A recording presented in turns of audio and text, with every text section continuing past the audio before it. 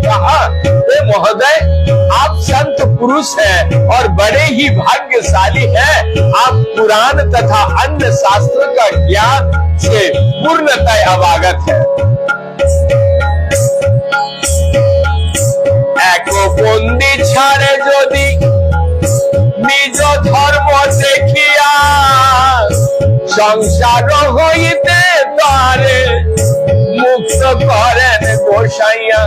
यदि कोई व्यक्ति बद्धजीव या बंदी व्यक्ति को धार्मिक नियमों के अनुसार मुक्त कर देता है तो भगवान उसे भी भव बंधन से मुक्त कर देते हैं।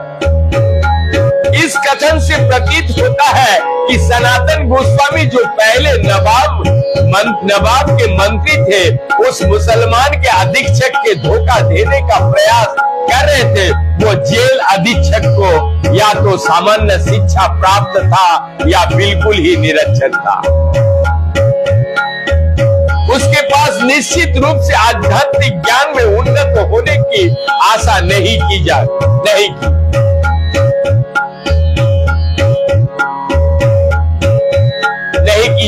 किंतु उसे प्रसन्न करने के लिए ही सनातन गोस्वामी ने उसे शास्त्र के पंडित कहकर उसकी प्रशंसा की थी। वो जेल अधीक्षक इसमें मना नहीं कर सका कि वो पंडित था, क्योंकि जब किसी को उच्च पद प्रदान किया जाता है तो वो अपने आप को उस पद के योग्य समझने लगता है। सनातन गोस्वामी आध्यात्मिक कर्म के प्रभावों के ठीक व्याख्या कर रहे थे और वो जेल अधीक्षक उनके कथन के उनकी जेल रिहाई से जोड़ रहा था। ऐसे असंख्य बद्धजीव जो इंद्रिय तृप्ति के पास में माया द्वारा बंदी बनकर संसार में सड़ रहे हैं, जीव माया के पास द्वारा इतना मोहित हो जाता है कि उसे सुअर भी बद्ध अवस्था में अपने आप को तुष्ट मानता है। पूर्वे में तुम्हारा करियाछि उपकार, तुमी यामा छाड़ी करो प्रत्युपकार।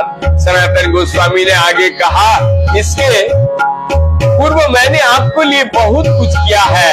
अब मैं संकट में हूँ, कृपया मुझे बंधन मुक्त करके उस उपकार का बदला चुकाइए। 500 मुद्रा तुम्ही करो अंगीकार, पुण्य अर्थ दुई लाभ होइबे तुम्हार। ये रही 5000 स्वर्ण मुद्राएं, कृपया इन्हें स्वीकार करें। मुझे मुक्त करने से आपके पुण्य भी मिलेगा, भौतिकी लाभ भी होगा। इस तरह आपको एक साथ दोहरा लाभ होगा। तबे से ही जवन कहे सुनो महाशय, तुम्हारे छाड़िब किंतु कोरी राज भय। इस प्रकार सनातन गोस्वामी ने जेल के अधीक्षकों को विश्वास दिलाया। उसने उत्तर दिया, हे महोदय, कृपया मेरी बात सुने। मैं आपको छोड़ने के लिए तैयार हूँ, किंतु मुझे सरकार का डर लग रहा है।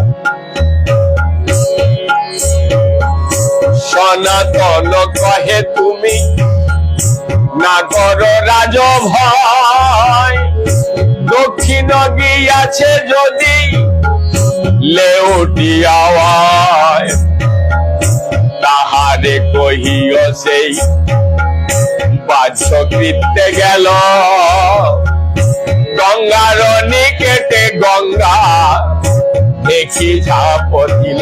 सनातन ने कहा, कोई भय नहीं है, नवाब दक्षिण गया हुआ है, यदि वो लौट कर आता है तो उससे कहना कि सनातन गंगा नदी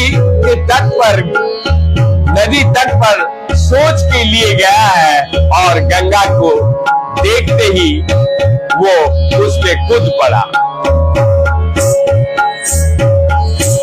अनेको देखिल तार लागना ना पाइल, झाड़ू का सोही तो डूबे, कहाँ वो ही गया।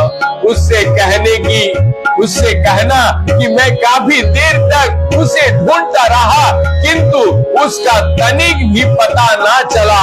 वो अपने हाथकड़ियों समेत कूद पड़ा, अतएव वो डूब गया और लहरों पे बह गया।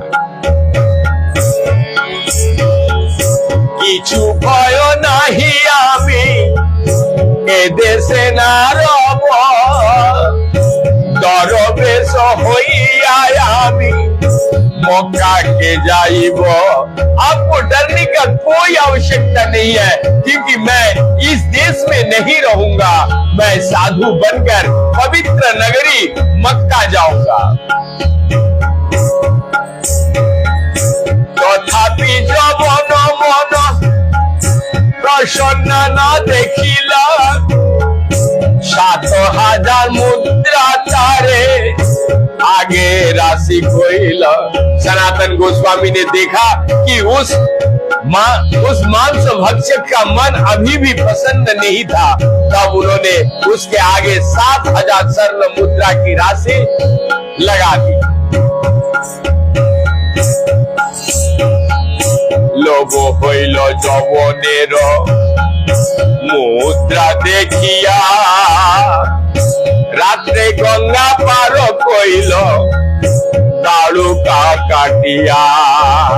जब मांस भक्षक ने मुद्राएं देखी तो वो उनके प्रति आकृष्ट हो गया, वो सहमत हो गया और उस रात उसने सनातन की बेड़ियों काट दी और उन्हें गंगा पार करने दिया। गौरदारो पथ छाड़िला नारे तहाँ जाइते, रात्रि दिन चले आइला पातड़ा पर्वते। इस तरह सनातन गोस्वामी छूट गए, किंतु वे किले के रास्ते से होकर नहीं जा पाए। वे रात दिन चलकर अंत में पतड़ा पहाड़ी क्षेत्र में पहुंचे। तथा एक भूमि क्षय तारे ठाई गेला, पर्वत पर विनीत करिला।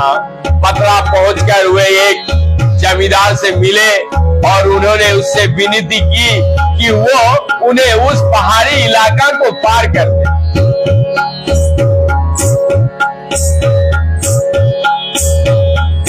सेई फुआर संगे है हाथ गणिता, फुआर काने कहे से जानिए कथा।